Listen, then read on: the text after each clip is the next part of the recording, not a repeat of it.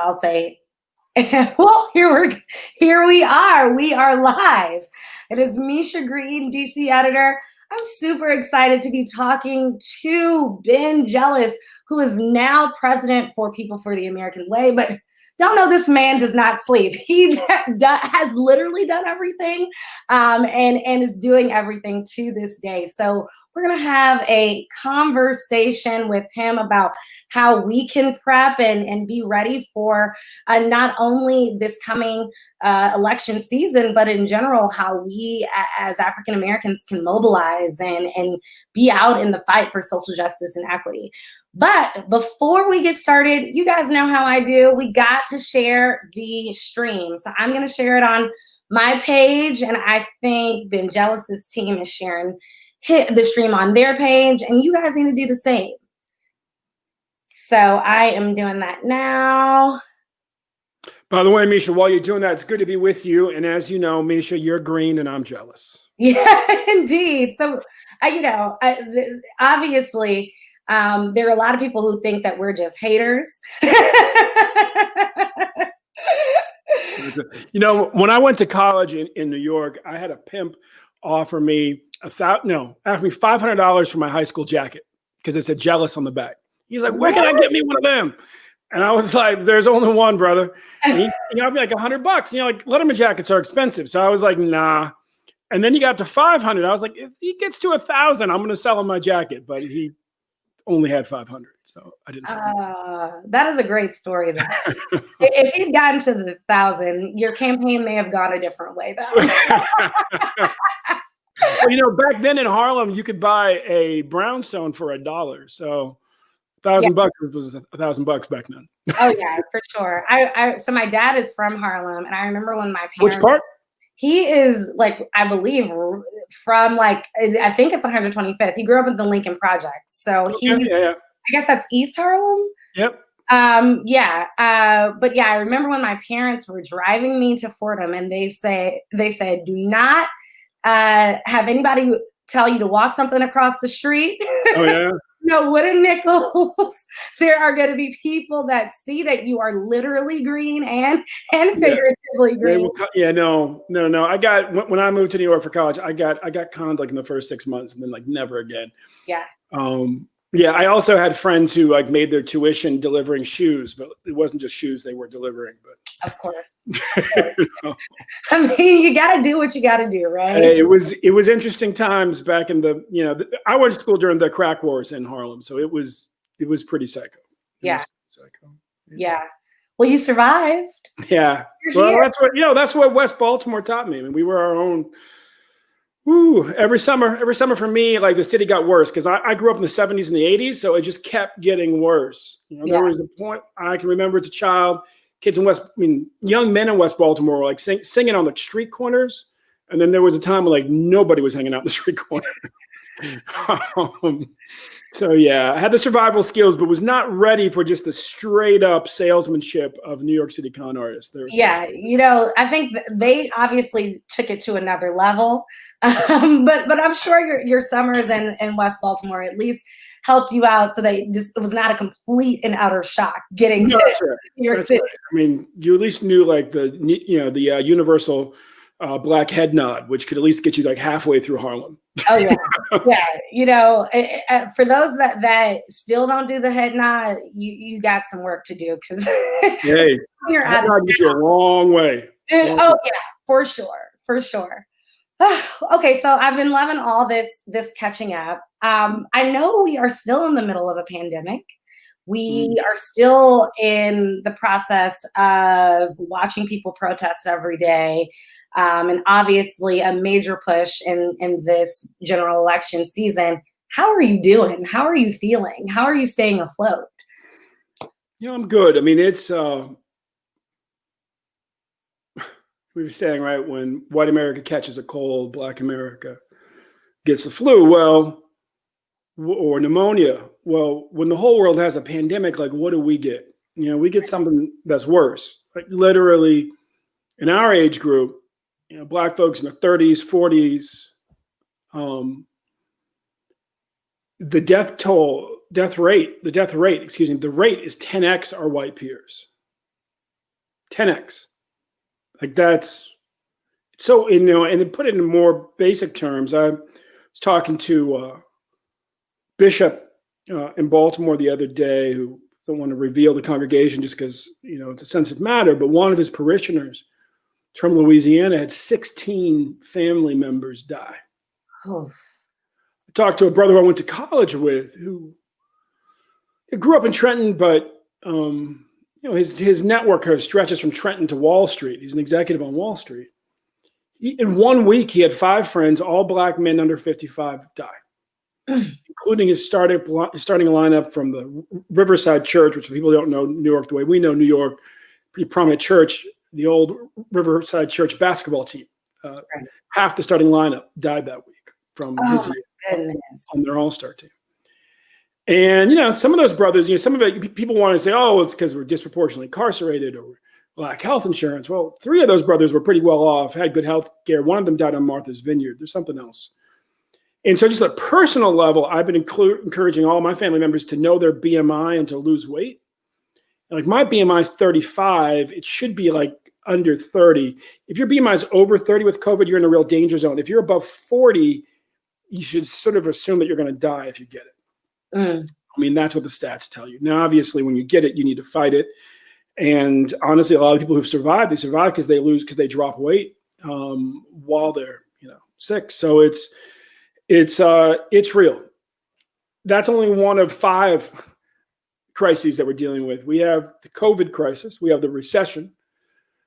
My family raised $1 million to help folks in Baltimore during the recession. I sent out an email to my campaign supporters, and in the name of my grandparents, my grandmother's a 103-year-old retired Baltimore social worker. She trained Barbara Mikulski. Oh my goodness! Mentioned Mamie Todd, and my grandparents survived the Great Depression because my grandfather had a job as a unionized dishwasher. And I got a call early in COVID that 90% of the unionized dishwashers in Baltimore were about to be laid off. And these are members of Unite Here, Local 7. 90% of the unionized restaurant hotel workers are about to be laid off. And the first thing I did was like, you better call Westmore, call the Robin Hood Foundation, call these family offices, see if they can help. And then I took a step back and I was like, wait a second, what if my granddad had lost his job as a unionized dishwasher back in like 1940? Like, what life would my mom have lived? She was 6 months old at the time. Would my parents have ever met? Would I be here? So I was like, I got to do a little more. So I sent out an email to 22,000 folks had written checks to my campaign. And we ultimately raised a little over $1 million. In fact, we just got another 5,000 in from an anonymous donor at the Baltimore Community Foundation recently. And with that, we have probably spent about 3/4 of that on feeding people and helping make rent payments. Those have been sort of the kind of like about 750, 800,000 of it. And then we've taken 200,000 of it to help buy a van, teamed up with the Boulay in Baltimore, raised money from a bunch of brothers who, like me, are members of the Gamma Boulay in Baltimore, and bought a van for the health clinic, Total Health Clinic. Total Health is near McCullough Homes, where my mom grew up, and they're very concerned about children who get their health care at school-based health clinics, not getting their immunizations. And if they'd asked the federal government, they could get a health van for one purpose, but they need to be able to get around to the public housing projects, the tenements throughout the city with the van, because you have clusters of children who, if the schools aren't open, they will not get their immunizations, and then you could have an outbreak on top of an outbreak, like diphtheria. And so we needed a van that could do COVID testing, that could do child immunizations, that could continue, of course, to do STI testing and a bunch of other critical things. And so we provided funds. Brothers of Gamma raised money, about $250,000 total to buy this van for Total Health. But all of it came out of, frankly, just having one of those humbling moments where you just kind of say, well, there but for the grace of God. wouldn't we? And Mhm. how do we extend those grace to other people? And how do we give others the opportunity to sort of team up to extend grace in this moment? And it's really been just overwhelming to see the way that churches in West Baltimore have rallied, and in East Baltimore, that CASA has rallied, that the Islamic community in the city, Keys Economic Development, we're also making a small grant to a bunch of organizers to help them organize because of this wave of evictions. So anyways, we got these crises. We got COVID, we have the recession, we have the ongoing public safety crisis. We have climate change, which is creating all these crazy storms and tornadoes and floods. And then we have this crisis in our democracy. I mean, our old friend Stacey Abrams is right on the front line of down in Georgia, but it's really, all across our country. Stacey and I have organized together since we were 20 years old. Wow. When we took on a governor who was trying to make a black college a prison down in Mississippi. And we beat him, actually, with Derek Johnson, who now leads the NAACP nationally. All three of us did that together. Derek was our leader, and Stacey and I came in to help him build the movement. And all of us are right on the front lines. At People For, we've focused on a few things. One is mobilizing a couple of critical constituencies in this election. The first is Black men 18 to 35. Vote by mail involves two old technologies, but when you put them together, it becomes a new technology. Right. And it tends to privilege those who have a stable address and check the mail every day. And that tends to be more privileged seniors. So when you're young, and if you're young and you're in the good section of young Black men in our community who are struggling economically, they may move every year, they may move every 6 months. You don't have a stable address, and then you're just young, and you're kind of like, maybe I do email, I definitely do my text, I don't really check the regular mail that often. It can take 1 or even 2 cycles before you get accustomed to voting by mail. But we don't have 1 or 2 cycles with Donald Trump in the White House.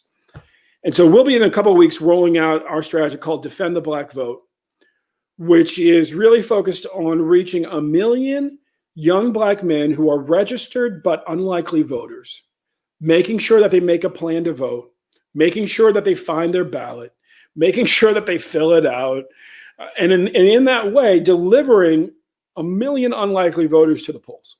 Mm. And we have really made voting a ritual that every Black woman takes part in. Black women vote at the highest rate. We've got to do the same thing with Black men, and really getting that up to the level of excellence that we need. It's not older brothers. Older brothers are pretty good at voting. It's the young brothers. And so we're focused on Defend the Black Vote. We do a lot of People For is an intentionally intersectional civil rights group. It's been that way since Congresswoman Barbara Jordan, an early Black congresswoman from Texas, and Norman Lear formed the organization in 1981. And Barbara unfortunately died when she was about 60. And Dolores Huerta stepped up to really play the role, if you will, of the female visionary in the organization. So we do a lot of Black and brown work too. And on the Latino side, we run a program called Latinos Vote, which really focuses on getting out statewide advertising to compete for Latino swing voters in battleground states. Young people, young Black people, and specifically because we're the lowest propensity young Black men, and Latino swing voters are going to be determinative in who becomes president. Mm. If brothers show up, Trump will have a hard time getting reelected. If Latinos, if the Democrats earn 70% of the Latino vote, they should win. But if they only earn 60, it's going to be much harder for Biden to win. And right now, Trump is polling at 40% with Latinos, which is terrifying because that means Biden's only polling at 60. Hillary and Obama were more like at 70, 72 at this point. So that's where we're focused as far as this election. On the bigger crisis in our democracy, one of the things that we're not talking about enough that worries me is QAnon and the permeation of this conspiracy theory. And they're now targeting Black folks. They're targeting Latinos as well, even with conspiracy theory stuff in Spanish. They're targeting yoga enthusiasts. I mean, they're really got like for a bunch of wackadoodles. And really, QAnon is a wackadoodle conspiracy. What it says is that Donald Trump is fighting a secret war against a deep state of satanic pedophiles, cannibals. Right. Which is just like, how could anybody? But they have 5 million followers on Facebook. Right. You have 90 people running for Congress who are retweeting their stuff right now. And one of them, her opponent just dropped out. So you have at least one of them headed to the US Congress right now. We know because she has no opponent. And what's worrisome in DC, Comet Pizza. Now, I know Comet Pizza has a ping pong table because my nephew, when he went to, is that like Woodrow Wilson or whatever? Yep, it's right down the street. Yeah, that was his favorite pizza spot. And he would always come home talking about the ping pong table. My nephew could also tell you there is no way there's a basement in that building. And yet the Pizzagate conspiracy theory said that Hillary Clinton had a den of satanic pedophile Satanists who were running a sex trafficking ring out of the basement of Comet Pizza. Yeah. And then some nut job came and shot up the place and did, and hurt a lot of very good people because he thought that there was a basement, and my nephew knew better. Well, QAnon is layered on top of the Pizzagate conspiracy, and it's much bigger. And what we're expecting, and just follow me here for a second, is that it's going to take longer to count the votes than it ever has in a US presidential election in modern times. It could take a month. And then what's going to happen is that Donald Trump very quickly in some small states will put him up, and then the big states will take longer. And as those come in, he will declare that he's the victor, that there's no way he can lose early on. This is the kind of doomsday scenario, but it's looking increasingly likely based on his own rhetoric. He'll try to get out there early and say that he's won. And then as the big states come online, they'll say that the vote that it's being stolen. And if you see the president begin to do that, get worried, because you got 5 million people who subscribe to this, at least to this conspiracy out there, who think he's waging a secret war to protect us from satanic pedophile cannibals. And that guy who shot up Comet Pizza thought he was saving the children. Mm-hmm. And some of the worst massacres in American history have been committed in the name, like whether it's the Move massacre in Philly, whether it's Waco, by even officials who thought that they were protecting children. Mm-hmm. And so we're preparing just to brief leaders to make sure that they understand we run an operation called Right Wing Watch. We monitor the far right wing. You like to dismiss this people. And then one day you wake up and they have 5 million followers on Facebook, 90 people running for the US Congress. One of them is definitely coming in. And the president of the United States will not disavow them. In fact, he says, I hear that they like me a lot. I appreciate that. This is the world that we're living in, Misha. I never thought we'd be having this conversation. I know. I mean, it's just so crazy to hear that not only, obviously when QAnon first started, even being a thing, you'd think that there would be people who say, this is absurd. This should not exist. And yet 5 million followers on Facebook are proving us wrong.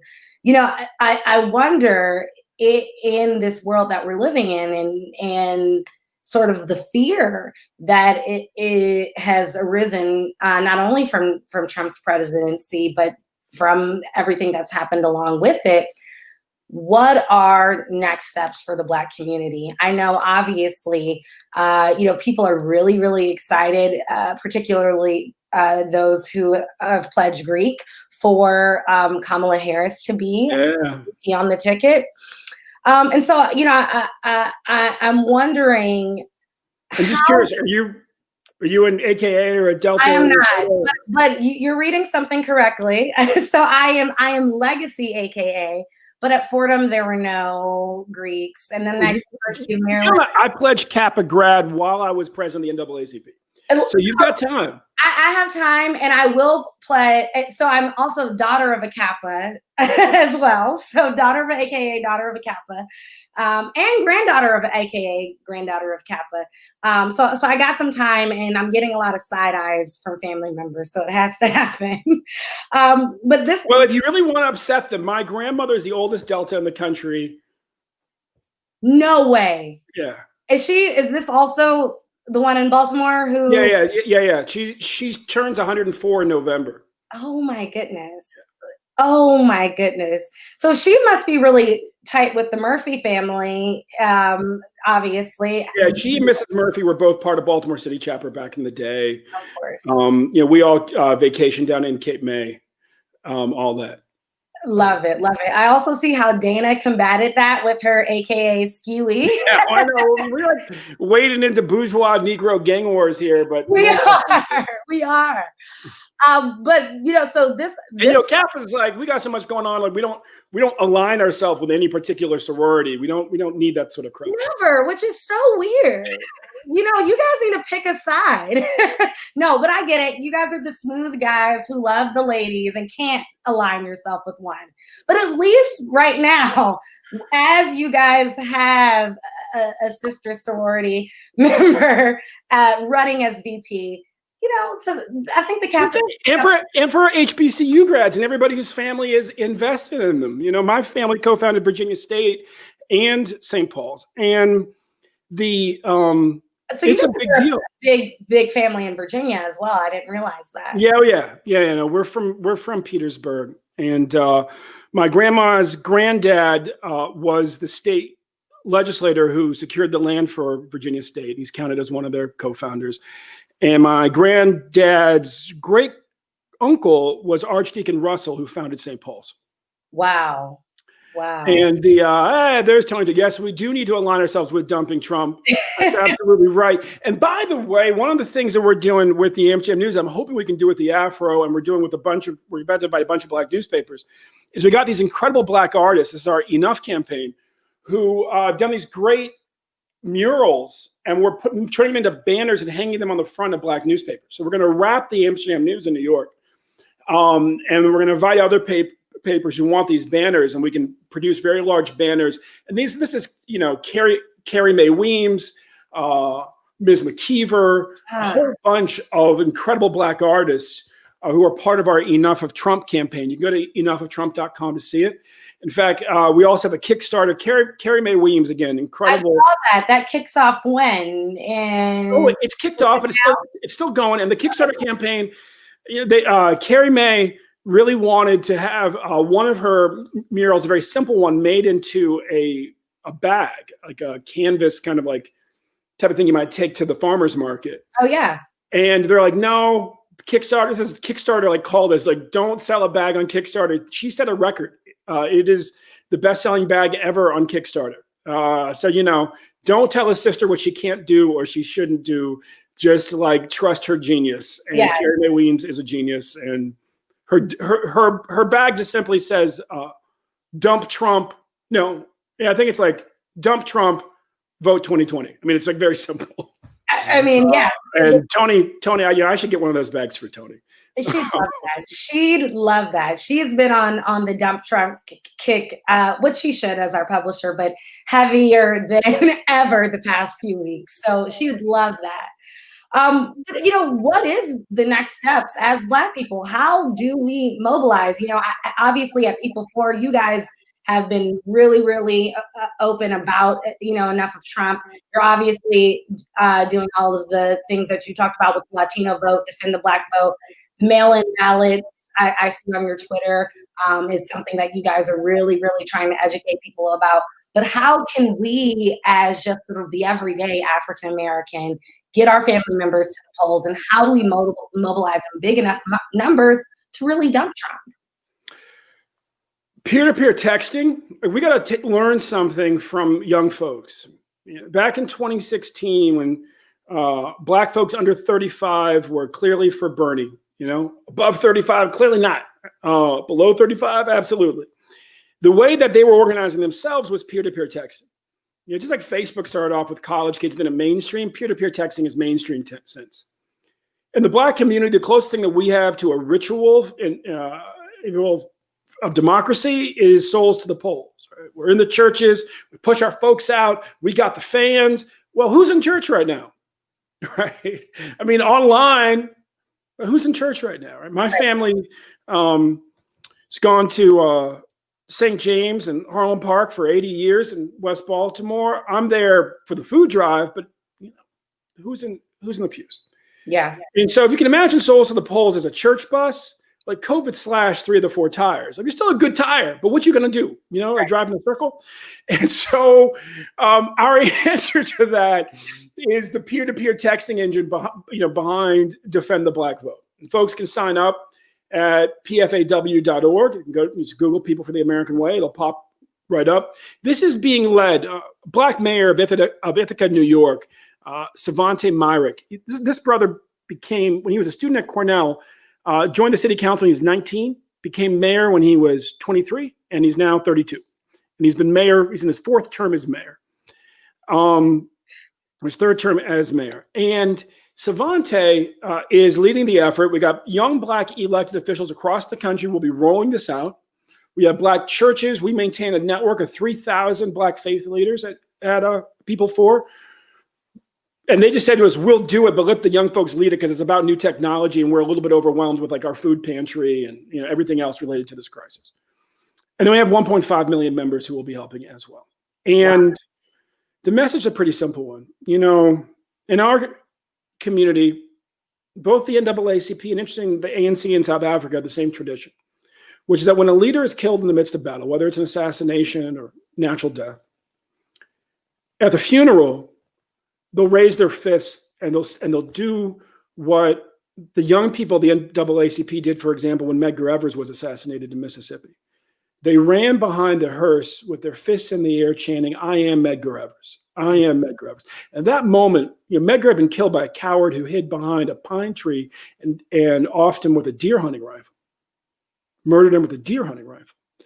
And so you're running through the streets of Jackson, Mississippi in the early 1960s with your fists in the air and your leader's just been assassinated. And there's a safe assumption that there could be a Klansman behind any bush, any tree, with a long range rifle. And yet they put their fists in the air and say, "I am Medgar Evers." And so these young Black elected officials, we have 300 of them in our Young Elected Officials Network, framed by a rainbow of their peers. We'll have regional press conferences in which they'll say, "John Lewis inspired us to public service." And some folks regretfully may have hoped that the voting rights movement, the movement to defend the Black vote, died with our brother John Lewis. Yeah. Well, let's assure you it didn't. And if John's not here to play his role, then we will play that role and we will be John Lewis in this moment. We have the permission of the family. We're led, our foundation's led by a Black pastor named Reverend Tim McDonald in Atlanta, who's close to the Lewis family. But the point is that we all got to be like John. We've all got to, John taught us to vote even if it's hard, vote even if it's dangerous, vote even if it takes forever, just go vote. And this is a year to vote even if it's hard. And where traditionally we have looked to our pastors, and our pastors have an important role to play. This year we will also be looking to our young people to really take technology, to turn out their peers, and to turn out our community more generally to vote. I hear a lot of young people saying, well, it feels like we're having to choose between the lesser of two evils. We really heard that a lot in 2016. What can you tell people who say, well, I'm not going to vote because I don't want to have to choose between the lesser of two evils? How do you say no and combat that and get to the polls no matter what? It's interesting. I don't think anybody really has a question that Donald Trump is evil. I mean, maybe QAnon does. But I was the taxi cab driver back in 2016 who said, I'm pretty sure he's the Antichrist, but I'm going to vote for him anyways. And I was just like, I had no idea what to say to that guy. Much easier conversation. You're like, okay. You're just like sitting in the back like, get a receipt and come away. Get out this taxi cab quick. But when a young brother, you have to say to them, where do you want to live up? Where do you want to live? Do you want to live in a country where the president of the United States is encouraging vigilantes to shoot BLM protesters? Yes or no? Do you want to live in a country where the president of the United States is encouraging police officers to beat you up? Yes or no? Do you want to live in a country where the president of the United States refers to our brown sisters and brothers as murderers, denies that the Central Park Five are innocent, like, is that where you want to live? Yes or no? And if you don't, then you go out and you vote for the only person who can beat Donald Trump, and that's Joe Biden. Mm-hmm. And then you have to say to them, okay, do you want to live in a country where the vice president of the United States is a black woman who's a graduate of Howard University and an AKA? Or you want to live with Mike Pence, like one breath from, 8 more years of this madness? Because the only way that Mike Pence ever becomes president is that Donald Trump dies, and then he gets re-elected because you have the power of the incumbency. And Mike Pence is in some ways even more dangerous than Donald Trump because he's not as out there about the craziness in his head. So there are real positives as far as Bernie Sanders is clear. Joe Biden is set to be the most progressive president we've ever seen as far as the policies that he's willing to pass in part because we're in the midst of a massive recession. And this is a time to really take care of things like mass evictions and healthcare and all of that, really make real path forward. So there are real positives. There's real positives with Kamala. I've known Kamala for 15 years. She built 2 movements in this country. One is the ongoing movement to elect more progressive prosecutors and more black prosecutors. And the other is to elect more women. The organization Emerge was created out of her campaign. And they elect women all across the country. And so that's a real choice. But you got to, I think, wake people up with how stark the consequences of 4 more years of Donald Trump, which could lead into 8 years beyond that of Mike Pence. Mm-hmm. And that's not a country any of us deserve to live in. Absolutely. Absolutely. Any sort of, first of all, I am so thankful for you. I did not realize that we're past the 30-minute mark. But, I have to ask this because I think that you have been, so incredibly vocal about this voter suppression. And now knowing that you've been somehow working directly with Stacey Abrams for over 20 years is even more mind-blowing. Yeah. 27 years. Oh my goodness. But I wonder, how can we ensure that legislatively there's no one stopping Black people from voting? And obviously we know that can't happen before November. But in the future, how can we ensure legislatively? Well, here's the thing. Okay. If you're signed up to vote, you just got to go vote. Like if you're registered to vote right now, there's nobody's going to stop you from voting. And rest assured that if they do, the civil rights movement has legions of lawyers who will make sure. Now, what can somebody do who's listening to this right now, wherever they are? Volunteer to be a poll worker, volunteer to be a poll monitor, sign up at pfaw.org or any other organization that will give you access to technology to push people out to the polls. Make sure that you have a plan to vote and then follow your plan to vote. There is no excuse. And quite frankly, let's keep in mind, there's a lot of brothers in Milwaukee. There's a lot of sisters in Detroit. A whole lot of Black folks all across Pennsylvania, Philly, Pittsburgh, a lot of other places in between. Donald Trump won those 3 states altogether by less than 100,000 votes. You have all 3 margins and you're about 80,000 votes. 30,000 a couple of states, 20,000 I think in Wisconsin. There are more than 30,000 registered Black folks who stayed home in each one of those states. Yeah. And so we have nobody to blame but ourselves. I mean, a lot of other communities can say, well, we blame these folks in our community or those folks.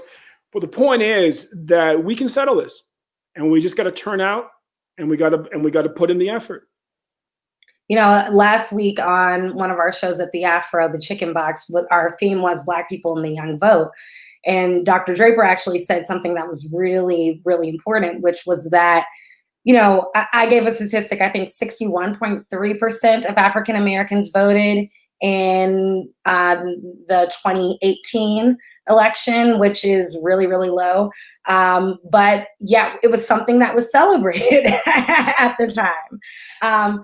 And she said, we got to make sure that we remember in school, 61% is a fail, is a failed grade. Yeah. 60% is a failed grade. And so it's really important that you just said, again, we can only blame ourselves in this. All right. So as I always promise, just as we wrap up, I like to shout out the people who are tuning in and listening in. So I'm going to do that. And if anybody has like one super burning question, please throw it down in the comments now before we go. All right, so we saw Dr. Draper, who said dumping Trump. Chippy Bass said, congratulations to your grandmother on the heels of 104 years young. Bless her. Kawana, who is an amazing woman and part of the team, the Vangelis team, says check out enoughoftruMp.org. So please make sure you do that, and it's in the comments, and we'll also drop it down as well.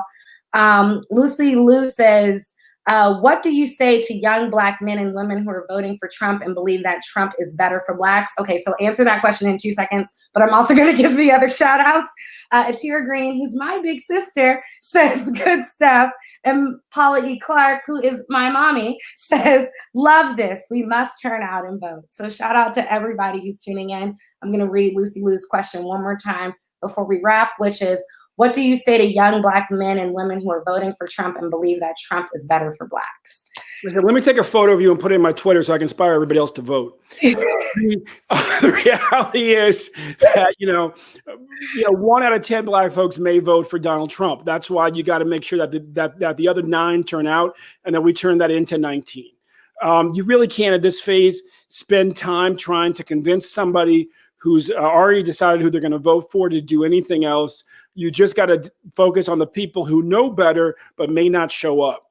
And it's just like kind of reminds me in the beginning of COVID when you had these fools out there who were saying that, oh, Black folks can't catch COVID, like melanin is a supreme protector against a contagious disease. Like it was insanity. And the work I was doing at the time, which was helping to set up some contact tracing efforts, it just made us work that much harder. It's like, oh my gosh, right? If this foolishness is spreading through the community, like we got to work harder because we're going to be in a lot of trouble because a whole lot of young people in congested living spaces like public housing projects are not going to be doing the right thing right now. And the disease is going to spread. And similarly, it is with voting. You got to say to people, look, there are Black folks out there who are planning to vote, who plan on voting for Donald Trump. There ain't many, but if you don't show up, their vote matters more. And again, think about what we've been subjected to. We saw 2 Trump supporters rolled out at what's up, new? Somebody said yo in the rolled out at the convention because they were waving guns, brandishing guns at BLM protesters. And then we saw a young Trump supporter shoot 2 BLM protesters during their convention. Like, if that doesn't give you chills, if that doesn't convince you, I can't convince you. All I can do, like I said, is get a photo of your mugshot on my Twitter feed, say, yo, this guy's voting for Trump. Need the rest of you to turn out to vote against him. Yeah. No, I totally loved what you said, which is we got to focus on the people who know better to show up. I think that's a great, not only great advice from you, but I think in general, that's something that we can apply to everything. It's not just this current November election. We got to vote in our midterms. We got to just show up and be a part and active in our communities. And so I thank you so much for this awesome conversation. I am so incredibly inspired and fired up. And I know that everybody else who's tuning in is as well. Any final thoughts before we wrap, either about supporting people for volunteering, some news about Vangelis campaign 2024? Anything that you'd like to share with us before we wrap? Yeah, no news of running for office. I'm enjoying running people for. Yeah. Please sign up at PFAW.org. Now is the time. I saw one of my Gamma Boulet brothers there, Brother Trumbull, say, now is the time for all Black men to really stand up. Now is the time for every American to come to the aid of this country. Every brother, every sister. There are moments in our lives when elections matter more. And this is one of them. This is the time to vote. This is the time to fill up your car with your neighbors. Everybody with a mask on, keep the windows open, even though it's November, whatever you got to do to get them to the polls to vote. Because I'll tell you one thing, if we don't get this guy out of office, the COVID crisis gets real in a way that's terrifying. He's a fan of herd immunity. What that means is that 10x more Americans will die than have died right now. And that's terrifying. No, for our community, I can't even imagine. And so vote, sign up at pfaw.org, sign up anywhere, be part of something, turn out and vote. Yeah. And by the way, if you got some young knucklehead who wants to vote for Kanye, then you need to do a family intervention. Okay, that's a whole other thing. That's a whole other level. Turn out and vote. Oh my goodness. Thank you so much for this conversation. I'm sorry, guys. I'm cracking up thinking about the young knucklehead voting for Kanye.